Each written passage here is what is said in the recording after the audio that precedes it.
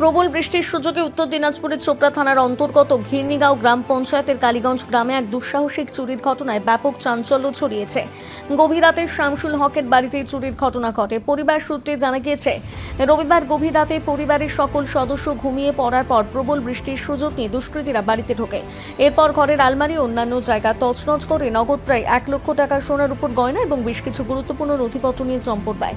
সোমবার সকালে ঘুম থেকে উঠে পরিবারের সদস্যরা ঘরের জিনিসপত্র এলোমেলো অবস্থায় দেখতে পান। পরে খোঁজ খবর নিয়ে বুঝতে পারেন যে বাড়িতে চুরি হয়েছে।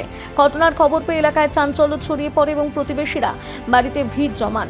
ঘটনার পর গৃহকর্তা শামসুল হক চোপড়া থানায় একটি লিখিত অভিযোগ দায়ের করেছেন। অভিযোগের ভিত্তিতে পুলিশ তদন্ত শুরু করেছে। ঘটনার সঙ্গে কারা জড়িত এবং কিভাবে চুরির ঘটনা ঘটেছে তা খতিয়ে দেখা হচ্ছে। স্থানীয় বাসিন্দাদের অভিযোগ, এলাকায় নিরাপত্তা ব্যবস্থা আরও জোরদার করা প্রয়োজন। এই ঘটনার পর কালীগঞ্জ গ্রাম জুড়ে আতঙ্কের পরিবেশ তৈরি হয়েছে। চুরি হয়ে গেছে রাত্রি।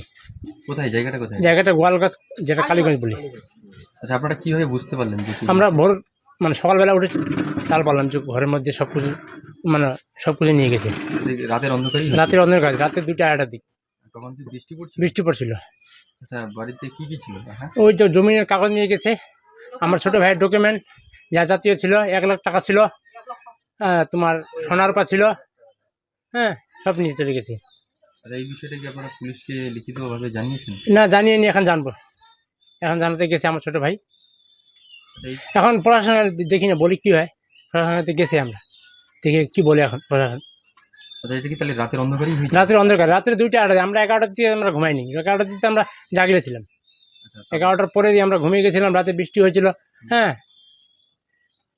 সেই সুযোগে ওরা নিয়ে চলে গেছে। আচ্ছা, গেটের কি তালা ভেঙে নিয়ে গেছে? গেটের তালা ভেঙে খুলে নিয়ে গেছে। তালা ছিল না, তালা ছিল। উত্তর দিনাজপুর থেকে অনুপ জসওয়ালের প্রতিবেদন, নিউজ টুডে।